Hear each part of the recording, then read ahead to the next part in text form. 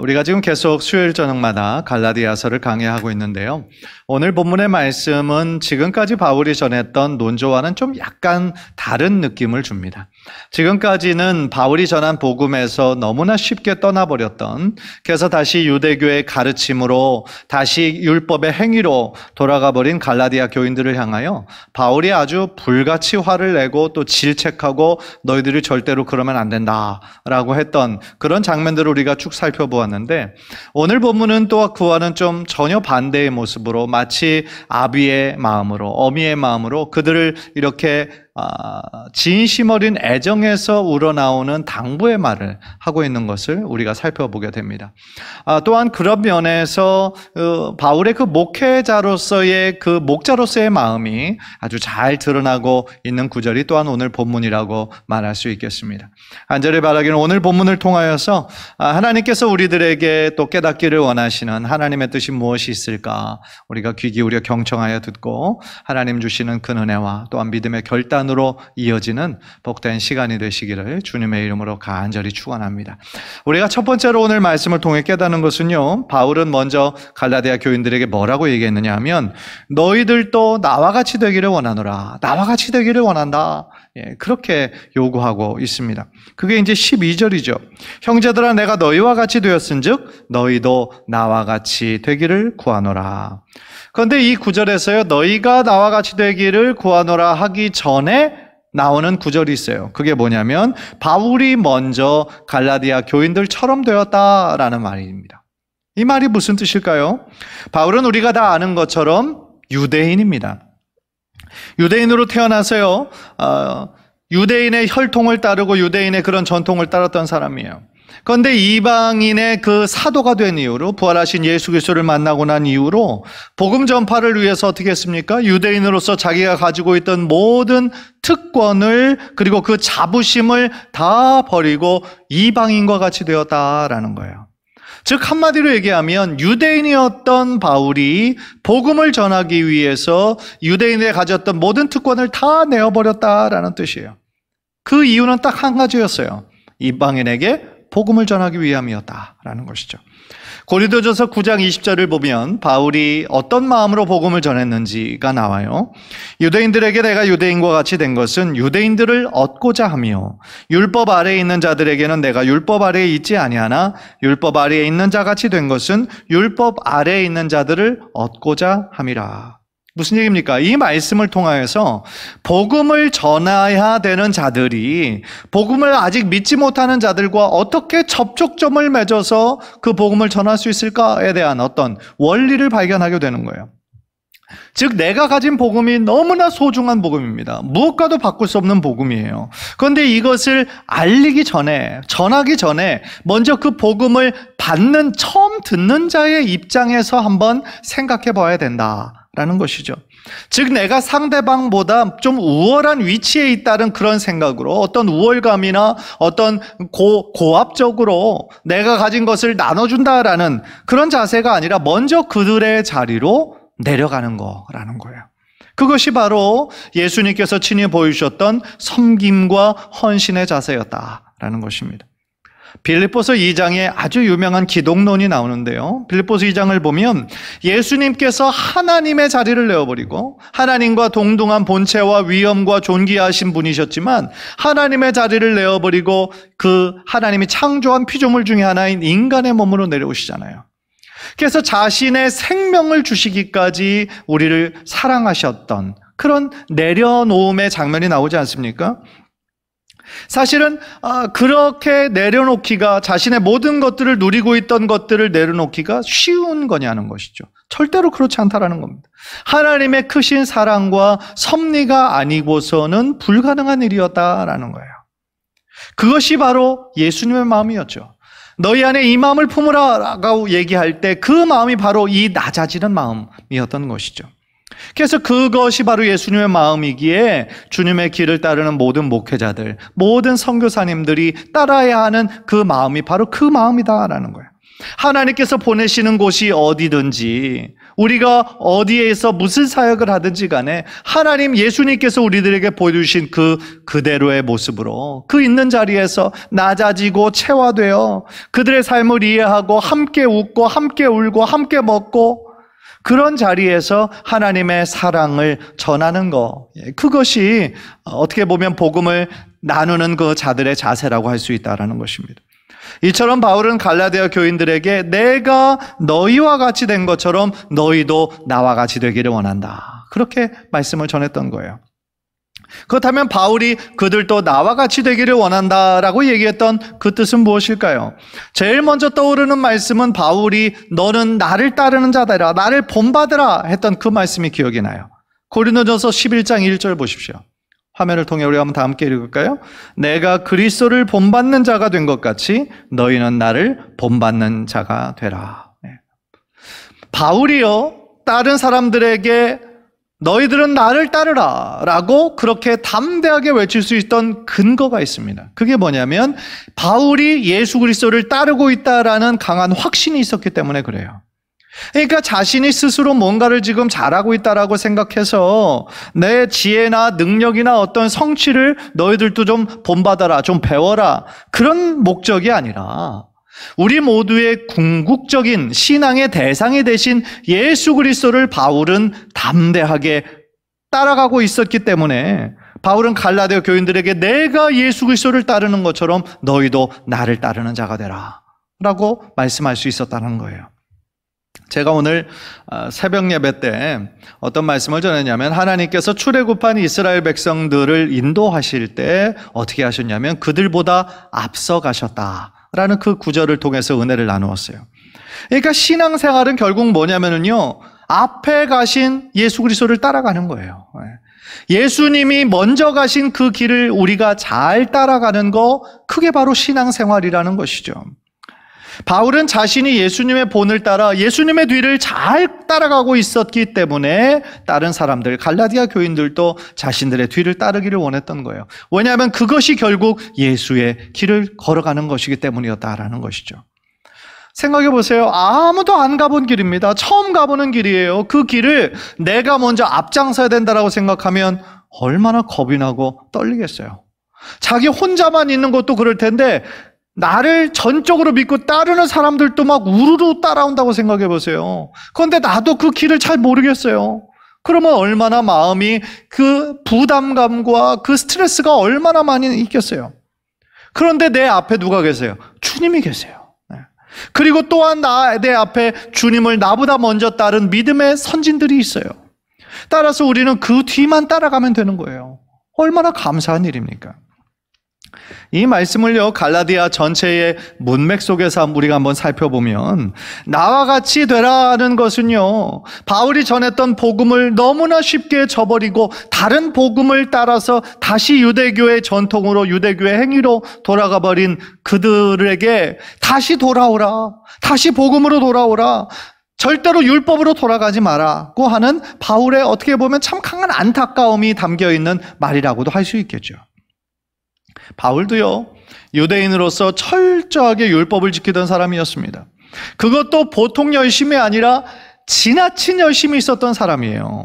그래서 예수를 믿는 그 사람을 박해하는 데 앞장섰던 거 아니겠습니까? 수많은 사람을 잡아서 감옥에 넣는 것에 앞장섰던 사람이 바로 바울이었어요. 그렇게 유대교의 율법이었고 그렇게 하는 것이 당연하다라고 생각했던 이 바울이 그토록 핍박하던 예수 그리스도를, 부활하신 예수를 직접 만나고 나니까 그때까지 아주 당연하게 생각했던 율법의 가르침들이 이게 옳지 않다라는 것을 깨닫게 되었던 것이죠. 그래서 그 율법의 그 속박에서 벗어나 예수 그리스도를 믿음으로 말미암아 그리스도 안에서의, 성령 안에서의 참 자유를 경험을 했는데, 지금 갈라디아 교인들은 반대로 주님께서 주시는 진정한 기쁨과 자유를 누렸음에도 불구하고 다시 율법 밑으로, 다시 행위 밑으로, 속박 밑으로 들어가려고 하니까 얼마나 바울 입장에서는 답답하고 안타까운 상황이냐는 거예요. 참 자유를 누리고 있던 자들이 다시 자유가 없는 곳으로 들어가요. 얼마나 어리석은 것입니까? 제가 지난주에 어떤 그 예화를 말씀드렸던 것처럼 이미 2차 대전이 끝나고 자유인이 된 지가 20년이 넘었는데 그 사실을 모르고 28년 동안이나 혼자 그냥 외로운 싸움을 하고 있었던 그 일본군 소위 그 사람처럼 자신의 신분은 이미 그리스도 안에서 지금 참 자유를 누리고 있음에도 불구하고 이신칭의의 축복을 누리고 있음에도 불구하고 다시 율법의 굴레 속으로 돌아가려고 하는 갈라디아인들의 그 모습이 그 바울이 생각할 때 너무나 안타까워서 지금 질책하고 있다라는 것이죠. 그런데 이 부분을 묵상하면서 좀 한 가지 드는 질문은 왜 그렇게 이미 그리스도 안에서 복음이 누리는 자유를 누린 사람들이 어쩌다가 이렇게 쉽게 다시 유대주의자들의 그 꾀임에 넘어갔을까라는 생각을 한번 해봐요. 아무래도 가장 큰 이유는 갈라디아 교인들의 그 믿음이 너무나 연약했다라는 것이죠. 뿌리가 깊지 않았다라는 것이죠. 그래서 예수 그리스도를 자신의 구원자로 받아들이는 그 믿음도 있었고 기쁨도 있었지만 그 뿌리가 너무 얕아서 마치 돌밭에 뿌려진 것처럼 가시나무 거기에 또 뿌려진 씨앗처럼 열매를 맺지 못하고 뿌리를 내리지 못하고 조그만 어떤 어려움이 와도 쉽게 그냥 흔들려 버리는 그런 신앙인이 아니었나 그런 생각을 한번 해보는 것이죠. 따라서 우리가 복음을 올바로 이해하는 것이 얼마나 중요한 것인가, 우리의 구원론이 확고해야 되는 그 이유가 얼마나 큰 것인가에 대해서 다시 한번 깨닫게 되는 그런 부분이라고 할 수 있다는 것이죠. 그런데 많은 성도들이 교회를 다니고 있음에도 불구하고 이 구원론에 대한 그 근거가 참 아직도 이렇게 튼튼하지 못하고 이렇게 연약함 가운데 있는 분들이 제법 많이 있는 것을 발견하게 됩니다. 그래서 그렇기 때문에 쉽게 이단의 가르침에도 넘어가는 것이고 참 복음이 아닌 것에도 그들의 마음을 뺏기는 경우가 얼마나 많은지 몰라요. 안타까운 것이죠. 사랑하는 성도 여러분, 바울이 전한 복음의 핵심은 이신칭의 복음입니다. 행위가 아니라 오직 믿음으로 말미암아 의롭게 된다. 즉 믿음으로 말미암아 구원을 얻는다라는 것이 핵심인 거예요. 많은 사람들이 그런데 그 믿음 이외에 믿음 하나로 십자가 하나로 충분한 것인데 많은 사람들은 그것으로 인해 뭔가 부족하다라고 생각하는 거예요. 제가 그 전에 미국에서 그 부목사 사역을 할 때 그 전도 폭발 사역을 했던 적이 있었는데요. 전도 폭발을 하던 그 사역에서 뭐 이론적으로만 가르치는 것이 아니라 실제적으로 전도를 해요. 그래서 대상자들을 미리 설정하고 연락을 하고 그들에게 이제 찾아가서 2인 1조가 되어서 복음을 이제 실제로 전하는 그런 연습을 합니다. 다 교회 안에 있는 분들이에요. 이제 주 대상은 새 가족들, 오신 지 얼마 안 되신 분들인데 또 뭐 대부분 다른 교회를 좀 다니시다 오신 분들이 거의 대부분이었던 것 같아요. 그런데 이제 전도 폭발을 받으신 분들은 아시겠지만 두 가지 진단 질문이 있거든요.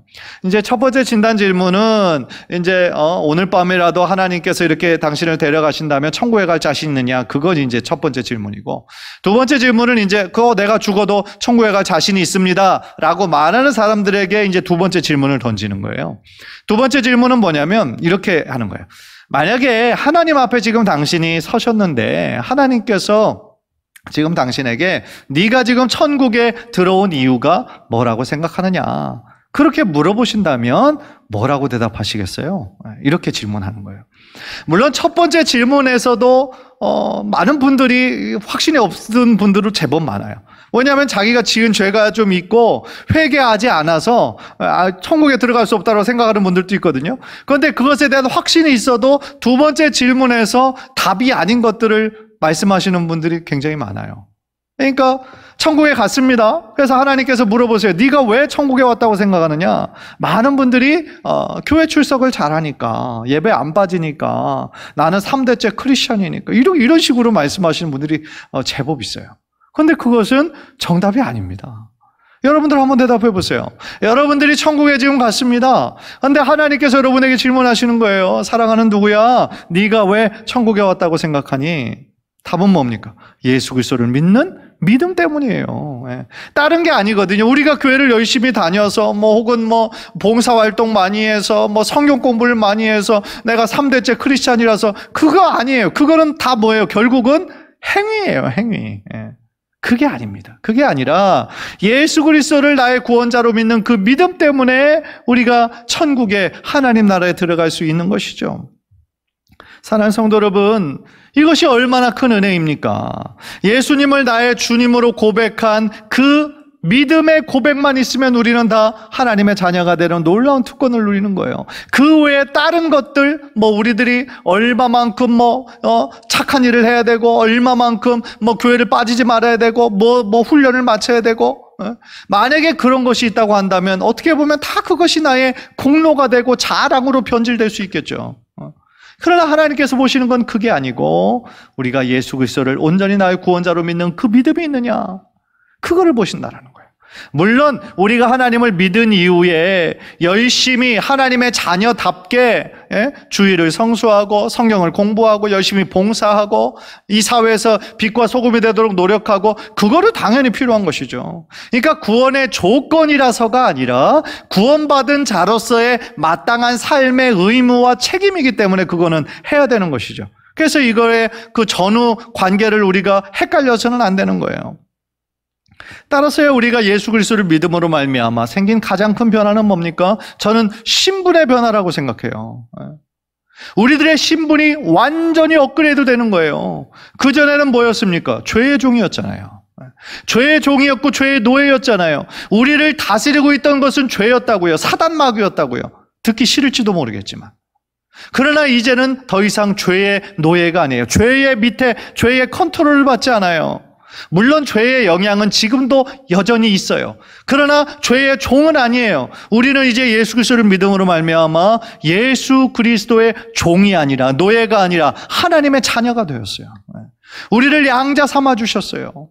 하나님을 아바 아버지라고 부르며 하나님께 기도할 수 있는 특권을 주셨어요. 얼마나 감사한 것이고, 우리들의 신분이 그전에는 노예였다가 지금은 왕의 아들, 왕의 딸이 된 거예요. 얼마나 놀랍고 극적인 신분의 변화입니까? 그런데 왜 갈라디아 교인들은 그것을 깨닫지 못하고 다시 돌아가느냐고요. 사랑하는 성도 여러분, 비록 우리들의 삶 가운데 이 죄성이 여전히 남아있어요. 완전히 없어지지 않고 옛자가 우리들 안에 있어요. 그리고 지금도 어떤 것에, 특별히 우리들이 약점에 우리가 쉽게 흔들리는 분들도 여전히 계실지도 몰라요.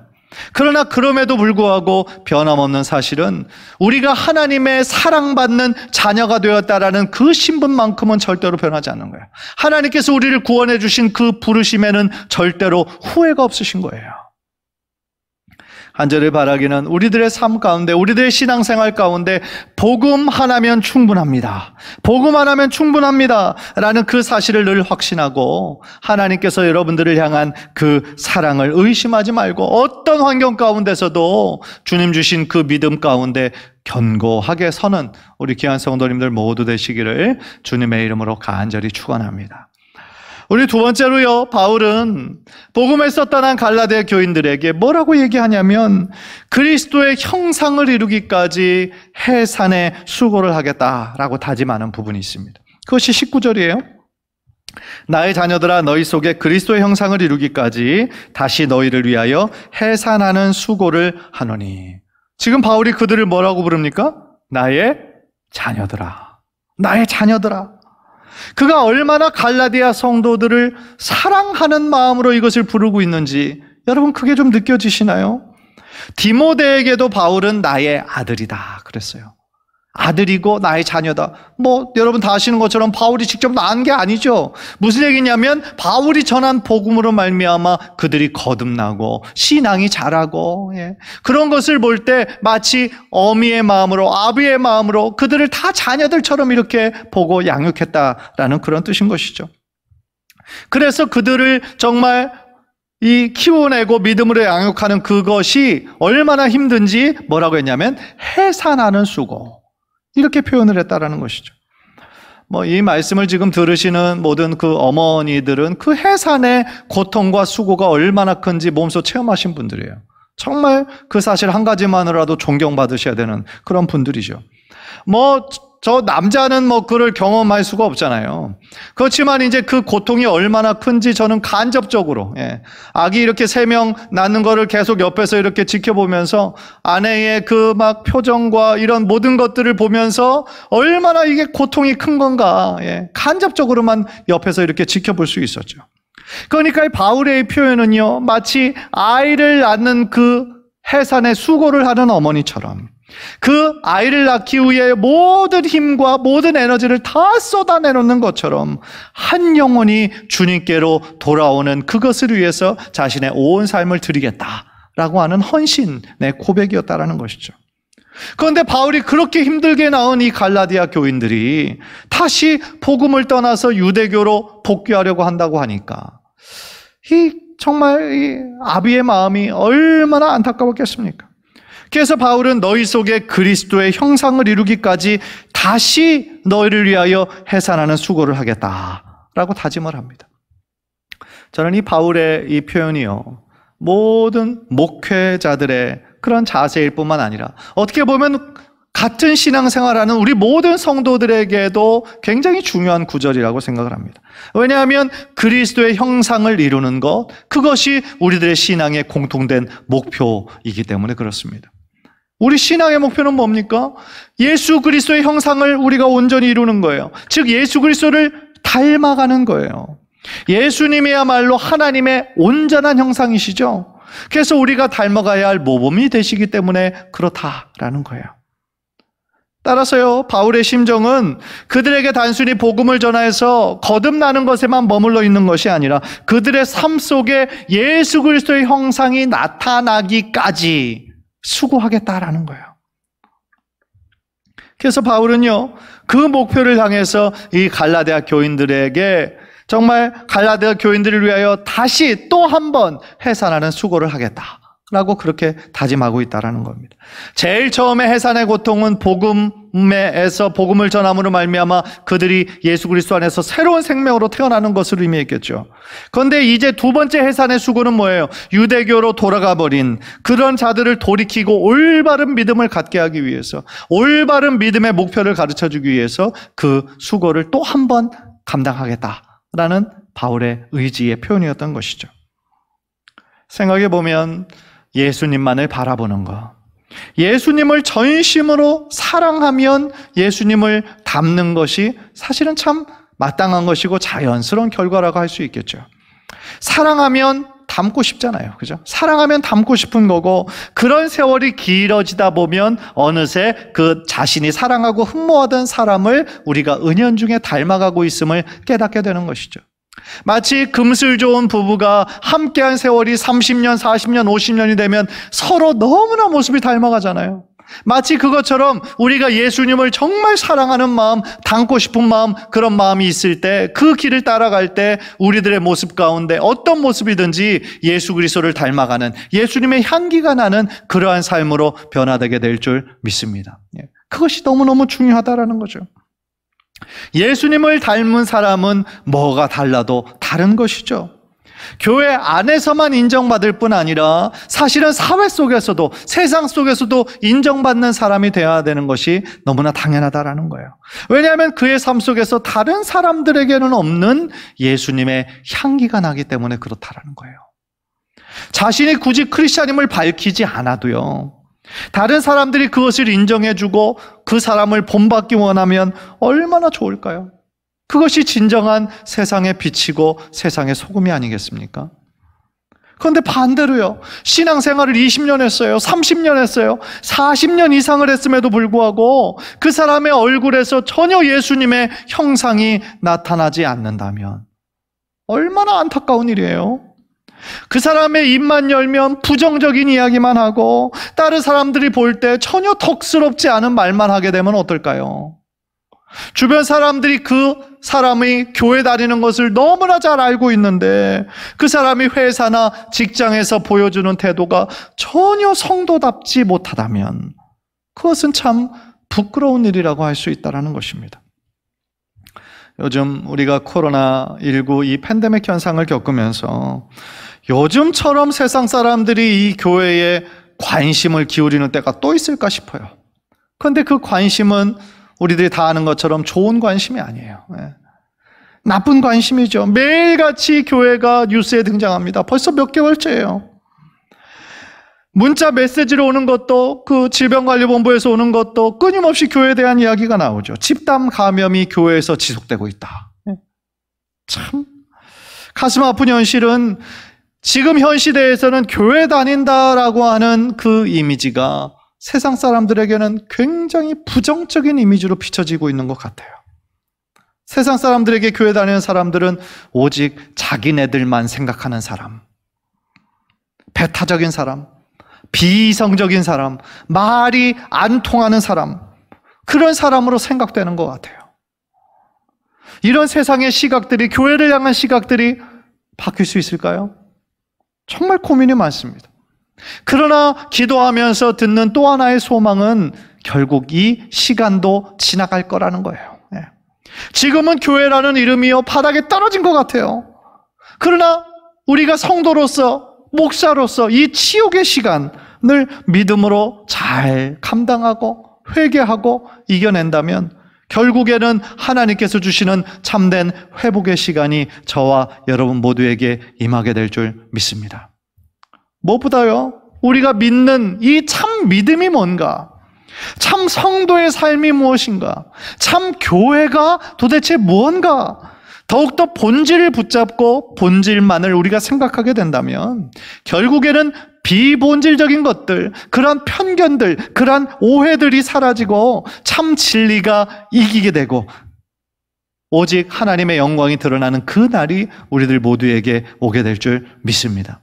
히브리서 12장 2절 우리 한번 화면을 통해서 한번 다 함께 읽을까요? 히브리서 12장 2절 시작.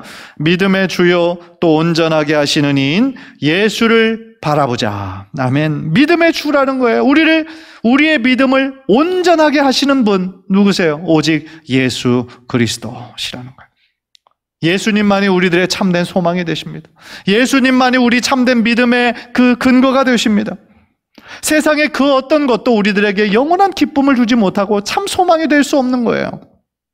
세상의 돈과 권력과 명예, 수많은 사람들이 추구하고 그것을 가지려고 지금도 열심히 노력하지만 만약에 그것을 운이 좋아 손에 잡게 됐다고 할지라도 일시적인 기쁨은 있을지 몰라요. 일시적인 성취감은 있을지 몰라요. 그러나 그것은 영원히 목마르지 않는 그것이 아니라 시간이 지나면, 환경이 지나면 어느새 없어져 버리는, 변질되어 버리는, 썩어 없어질 것에 불과한 허무한 것이라는 것이죠. 따라서 우리들의 소망은 늘 흔들리고 변하는 것에 소망을 두면 절대로 안 되는 거예요. 우리들의 참 소망은 어디에 둬야 됩니까? 영원히 변하지 않는 진리에다 우리들의 소망을 둬야 되는 거예요. 따라서 우리들의 시선은 돈이 아니라, 권력이 아니라, 명예가 아니라 우리들의 신앙의 모범 되시는 누구를 향해서 나아가야 될까요? 오직 예수 그리스도만을 바라볼 때 다른 비본질적인 세상적인 것들은 어느덧 사라지고 오직 하나님과 함께 동행하는 그 은혜와 기쁨과 그 참 자유가 우리들의 삶 가운데 흘러 넘치게 될 줄 믿습니다. 우리 성도님들은 그런 면에서 무엇을 바라보고 사십니까? 하루하루 일어나셔서 무엇을 위해서 그렇게 열심히 사십니까? 여러분들의 시선은 지금 어디에 고정되어 있습니까? 우리가 지난 주일 오후에 32주 동안 해오던 제자훈련을 다 마쳤습니다. 제자훈련 교재 3권의 제목이 작은 예수가 되라 였습니다.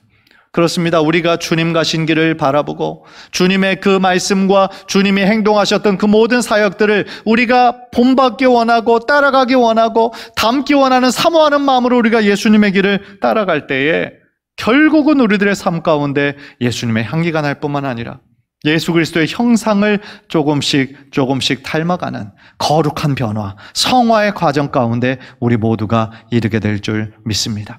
간절히 바라기는 우리 성도님들 모두가 우리 있는 곳에서 정말 예수 그리스도를 전적으로 따르는 제자 될 뿐만 아니라 작은 예수의 모습으로 더욱더 변화되어 하나님을 기쁘시게 하는 우리 귀한 성도님들 모두 되시기를 주님의 이름으로 간절히 축원합니다.